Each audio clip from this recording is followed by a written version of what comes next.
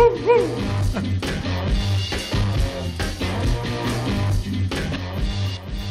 bien, fidèles téléspectateurs, c'était donc les pubs du JJDA. Merci pour tous ces applaudissements. Eh bien maintenant, chose promise, chose due, vous l'attendez tous avec impatience, il est mondialement connu, c'est le plus grand spécialiste des Beatles au monde, même pas en France, au monde, c'est Jacques Volcouve. Applaudissements. Bonjour Jacques. Salut Jackie. Tu veux me faire la bise, tu peux? Oui, nous on peut, oui. Oui, comment parce ça va, qu'on Jacques? se connaît quand même depuis un moment, toi et moi. Alors, on s'est connus le 16, j'ose pas dire la date parce qu'on va faire très vieux. Tiens, regarde, on s'est connus ce jour-là. Attends. On s'est connus ce jour-là. Là. Alors, on s'est connus le 16 juillet 1972 au concert de Wings à l'Olympia. Voilà. Ah oui, c'était là. C'était ce jour-là. Ah voilà. Le jour où on s'est connus, McCartney était sur scène. Voilà. Voilà, hop, on le voit là. Regarde. On va très bien, merci Jacques. C'est ça que tu voulais faire comme surprise. Merci.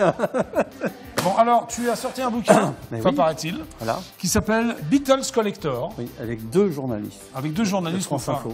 C'est quand même, il y a marqué la fabuleuse collection Jacques Volcouve quand même. Hein, bah oui, c'était l'idée. Alors, est-ce que c'est ton idée? Non, c'était pas mon idée. Ah, c'est bien. Souvent, les mecs disent c'est mon idée. Non, non, toi, je dois rendre à César, ce qui appartient à qui, par exemple? À Papyrus ou à Obélix, oui. Voilà. Tu dois rendre à César ce qui est à Obélix, oui, voilà. c'est bien. C'est eux qui ont eu l'idée. Moi, j'étais d'ailleurs très réticent. Je voyais pas trop l'intérêt. Pour quelle raison tu ne voulais pas qu'on parle de ta magnifique collection sur les Beatles? C'est pas que j'ai... C'est-à-dire que je trouvais que de me mettre en avant, c'était pas bienvenu. Oui. Ce sont quand même les Beatles. Ah non, c'est toi la star, ce ne sont pas les Beatles. Bah là, c'est devenu un peu... Non, là, au JJDA, c'est toi. Et voilà. Tu l'as fait, c'est bien, parce que t'as quand même une collection incroyable, quoi. Alors, est-ce que tu te considères comme un collectionneur ou comme un historien des Beatles? Je crois qu'avec les années, je suis passé du fan au collectionneur, du collectionneur à l'historien. Bon. En tout cas, j'essaye d'avoir cette démarche. Alors, comment t'es tombé amoureux des Beatles? Parce que moi, ça m'intéresse, tu ne l'as jamais dit d'ailleurs. Tout petit déjà, comme Obélix, on en revient avec Obélix. Moi aussi, tu sais, je suis un grand fan des Beatles. Oui, paraît-il. Comment paraît-il? Tu le sais très bien. Mais toi, tu as tout, quoi. Tu as tout ce qu'il y a sur les Beatles. Non, je n'oserais pas dire ça. Je dirais qu'au moment où on s'est connus, je disais ça. Aujourd'hui, j'en ai 1 milliard de plus et j'ose plus dire ça. Est-ce que tu te considères comme un fan? Non. De base? Non. Une groupie, si je peux me permettre? Non. Alors comment c'est venu? À quel âge? Non, je me considère c'est intéressant. Je me considère comme un amoureux, comme un passionné, mais pas comme un fan. D'accord, amoureux, passionné. Parce que le fan est incapable d'analyser, de prendre du recul. D'accord. Et moi, j'aime bien regarder sous les pierres. Ouais, d'accord. Toi, tu prends du recul quand tu parles des Beatles. Même quand je t'ai connu, tu avais 15 ans 3 quarts. Je prenais du recul. Tu avais 15 ans 3 quarts quand même quand je t'ai connu. Oui, dans ces eaux-là. Tu prenais pas de recul, c'est normal. Non, à l'époque, j'étais fan, ça c'est vrai. Voilà, voulu. Alors, mais comment c'est venu? Tu m'as toujours pas répondu. Eh bien, avec quelle chanson? Avec un Eh bien, c'est venu, c'est écrit dans le livre. Oui, je sais, mais tu veux lire aux téléspectateurs. C'est venu en 1967, au moment de la sortie de Sgt Pepper. Voilà. C'est-à-dire que... C'était un peu sur la fin, quand même. Hein. Attends, il y avait encore 3 ans, même. Puis des années plutôt brillantes. Pourquoi Eh bien, c'est un ami de mon frère, parce que nous étions au lycée en même temps, qui nous a prêté l'album. Oui. Et là... Qu'est-ce qui s'est passé? Et là, la Beatlemania, le virus qui m'a pris, et puis là, ça ne m'a jamais pu lâcher.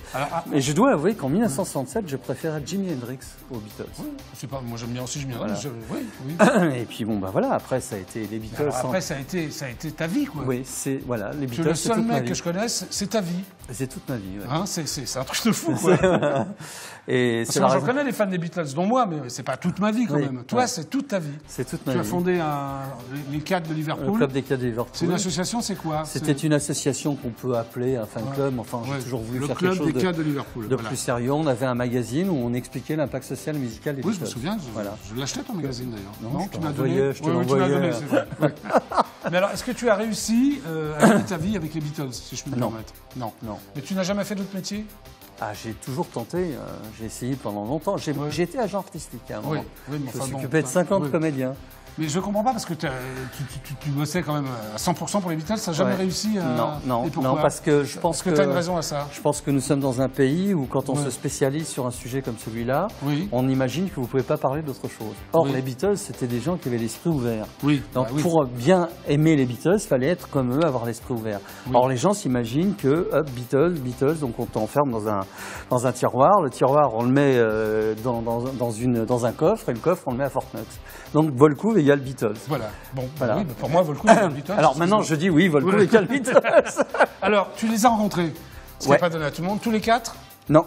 Ah, alors quel est le Beatles qui te manque ou... John Lennon. Tu l'as jamais rencontré? Non, j'étais à New York un mois avant sa mort. Ah, bah oui, c'est un mois avant sa mort. Et j'ai déposé juste une carte au Dakota House, puisque je ne suis pas un fan. Il faut que tu expliques comment tu es. C'est l'immeuble où il vivait à New York. C'est là d'ailleurs il a été assassiné? C'est là où il a été assassiné en rentrant d'un enregistrement d'un disque. Alors, donc tu as déposé... J'ai juste déposé une carte en disant je suis à côté, mais surtout ne dérange pas. Il était en train de promouvoir son album de l'époque, qui s'appelait Double Fantasy. Et puis voilà, je n'ai pas insisté parce qu'il parlait de faire une tournée mondiale et de venir en France l'année d'après. Alors par contre, les trois autres, tu les as rencontrés séparément ou les trois ensemble? Non, séparément. D'ailleurs, on me voit avec dans le bouquin. Oui, j'ai vu. Tu es photographié avec tous les Beatles. Avec George. Tu as aussi l'autographe de John Lennon quand même. Ouais. Parce qu'il y a les 4 en début du Oui, tout à fait. Alors quel est le premier que tu as rencontré? Le premier, ce fut Ringo Starr. Bon, à quelle occasion? C'est intéressant. Ringo était venu promouvoir un disque qui s'appelait Ringo's Autogravure. Oui, Ringo's Autogravure. En septembre 1976. Oui. Et on a eu la chance d'être vraiment avec lui pendant toute la période. Mais en tant que quoi? Tu dis bonjour, je suis président du fan club des 4 de Liverpool? Non, tout simplement, les gens de Polydor ont eu l'amabilité, la gentillesse de me laisser être pratiquement avec lui tout le temps. Oui, mais vous n'étiez pas seul. Non, nous n'étions pas seuls. D'ailleurs, sur le... Parce qu'à un moment, tu t'es retrouvé... Ah oui, il y a eu d'ailleurs une histoire très drôle. Mais vas-y, très drôle. C'est drôle. Ah oui, parce que si c'est pas drôle, tu la racontes pas. Très drôle, très drôle. Nous sommes... Regarde ta caméra. Donc nous sommes reçus dans sa suite au Plaza Athénée. Oui. Et en toute simplicité, nous discutons. Oui. Et puis, à un moment, Ringo se lève et puis il s'en va et on entend les pas s'éloigner. Et puis tout d'un coup, les pas reviennent comme une course et il se rapproche vers moi et il commence à m'étrangler. Et il dit à mon frère, prends cette photo en anglais. Take this picture, take this picture.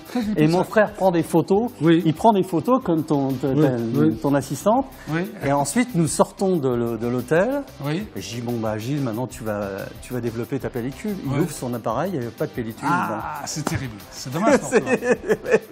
Bon, ensuite, George Harrison, tu l'as rencontré? Alors, George Harrison est venu quelques mois après pour promouvoir aussi un album qui s'appelait 33 and a Fur. Oui. Et même chose, alors on était avec lui sur le plateau de Drucker, à Europe 1. Est-ce que tu as pu converser avec George Harrison? J'ai pu converser avec lui puisque j'ai fait une longue interview avec lui. Oui, pour qui? Pour moi. Pour toi, tu n'as jamais sorti? Si, elle a été publiée dans le journal dont nous parlions tout à l'heure, le Fab Publication, qui était l'organe du club. Et Paul McCartney, alors? Alors, Paul McCartney, je l'ai rencontré en 87 lorsqu'il est venu pour le premier Téléthon. Oui. Il est venu pour un Téléthon. Il était pour le premier Téléthon. Et à l'époque, quelqu'un que tu connais bien, je crois, un certain Antoine Decaune. Antoine Decaune. Voilà, Antoine Decaune. Voilà, mon ami d'ailleurs. Voilà, ton ami. Donc, désirait faire une interview avec lui. Il m'a dit, écoute, tu vas m'aider à préparer les questions et tu seras présent à l'interview. Ah, c'est donc toi qui as préparé les questions pour Antoine Decaune? Je l'ai aidé. D'accord. Alors comment ça s'est passé? Ça s'est très très bien passé et c'était assez drôle parce qu'au moment où je suis arrivé, les deux attachés de presse m'ont dit, bon, toi tu t'assois sur ce siège puis tu bouges pas un doigt. Si tu bouges un doigt, on te met dehors. Oui. Alors je n'ai pas bougé. J'ai pas bougé. Arrive McCartney, il s'approche vers moi, il me fait You stand up, lève-toi. Puis il regarde les deux attachés de presse, il dit You see this man? This is a great man. Vous voyez cet homme, c'est un homme bien. Il traduit là pour vous, hein, c'est ça. Et je buvais du petit lait. Ouais. Tu bois pas que du petit lait, toi, Volkov? Bah écoute. À l'époque, oui. D'accord. Pas très bon d'ailleurs le lait. Bon, d'accord. Donc, tu as tous les vinyles des Beatles, tous les CD, les pirates, les disques pirates, tu les as? Oui.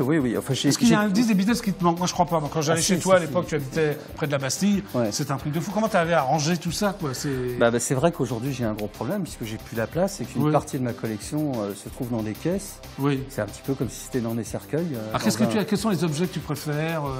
Des trucs qui te rappellent des choses sur les Beatles, des périodes comme ça? En dehors des vinyles, enfin en dehors des disques. Alors, j'ai un truc que j'ai sur moi. Là? C'est quoi? Que je pense que je ne m'en séparerai jamais. C'est la boucle de ceinture. Oui, oulala. Ah non, tu enlèves pas ton pantalon, là? Non. Ah quoi, mademoiselle? Venez 30 secondes.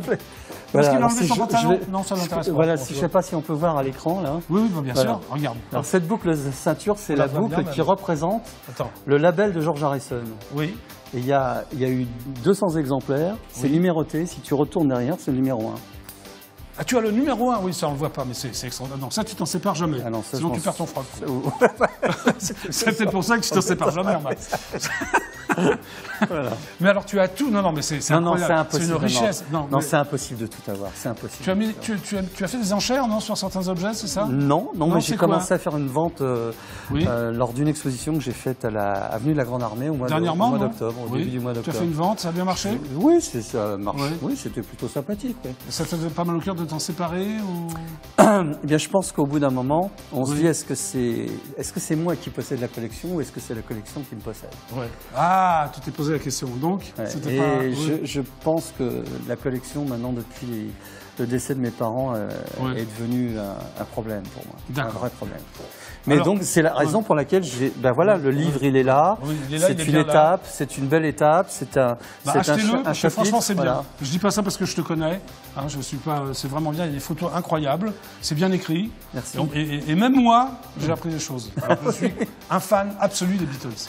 Oui, on s'est amusé à certains moments à remettre aussi à remettre les choses en place. Je pense notamment... tu parles de tous les albums, d'ailleurs. Oui. Je pense surtout à ces histoires qui traînent. On dit à un moment que les Beatles étaient en première partie de Sylvie Vartan à l'Olympia. C'est totalement faux. C'est faux. Alors rétablis la vérité devant les téléspectateurs du JJDA. Ils terminaient le spectacle. Oui. Et Sylvie Vartan le confirme. Bruno Cocatrice, que j'avais rencontré, le confirme à l'époque. Oui. Donc de toute façon, c'est une histoire qui ne tient pas la route. Voilà. Mais pour une raison très, très, très sûre et très évidente. Laquelle? Que tous les soirs, celui qui se faisait le grand succès, c'était Trini Lopez avec If I Had a Hammer. Oui, les gens dansaient dans les allées, alors que pour les Beatles, c'était assez froid. Très bien. Eh bien, Jacques, tu vas me suivre. Ah, très bien. Pas très loin, je te rassure tout de suite. Très bien. Hein, on va lancer la pub. Ah bon, alors, toi, encore? Oui, mais il y a plein de pubs, ça marche bien. On n'arrête pas de lancer les pubs ici. Alors, tu as vu le comédien, comment il a fait? Oui, alors il faut faire comme ça. Oui, voilà, tu fais comme ça. Faut pas faire comme ça. Voilà. Alors, attention, dans quelques instants, on se retrouve. On va se retrouver pour passer un coup de fil à François Hollande. François Hollande. Ah oui, c'est un fan du JJDA, donc j'appelle tous les soirs. Je crois que c'est un Beatlesmaniac. Ah, il a décoré Paul McCartney. Pitoyable. Pourquoi pitoyable? Qu'est-ce qui s'est passé? Raconte. Qui était à la décoration? Non, alors, François Hollande a décoré Paul McCartney de la Légion d'honneur, de quoi? Oui, la Légion d'honneur. Et pourquoi tu dis pitoyable? Parce que le discours qu'il a fait était pitoyable. C'était vraiment... Tu vas lui dire si je l'ai alors, François Hollande? Déjà, il aurait pu m'appeler, je lui aurais dit qui était Michel. Il dit, on ne sait toujours pas qui est Michel. Moi, je sais qui est Michel. Qui est Michel, la fameuse chanson de Michel, alors c'est qui? C'est une fille qui s'appelle Michelle Howard, qui était professeure de français et qui était l'épouse d'un des amis des Beatles. D'accord, la fameuse Michel de la chanson Michel ma belle. Voilà, exactement. Ok, très bien. Ben, on va l'appeler quand même. Ah bon, très bien. On va lancer la pub d'abord. Donc, c'est les pubs du JJDA et on se retrouve tout de suite après. Restez avec nous. Les pubs. Oui, mais vas-y, fais comme ça, sinon on ne lance pas les pubs. À tout de suite. Ah, je savais pas, pour... Quand un terrible secret de famille entrave le bonheur d'un jeune couple fou amoureux.